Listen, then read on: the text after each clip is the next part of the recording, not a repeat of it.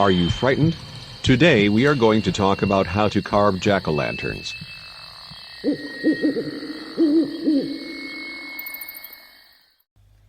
Get a big pumpkin and cut a circle around the stem.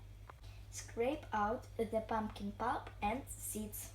Make the hole big enough to fit your hand in. Draw on eyes and nose and a mouth with a pen and cut them out. Put a candle inside the pumpkin. Light the candle.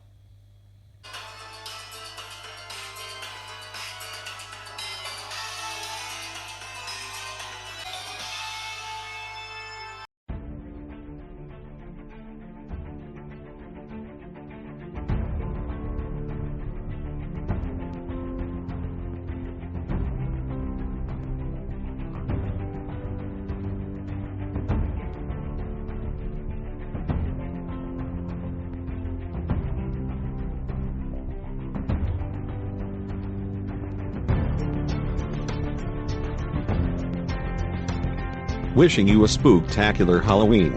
A huge thank you for stopping by smashtrash.ru cool English channel. And don't forget to subscribe. Take care.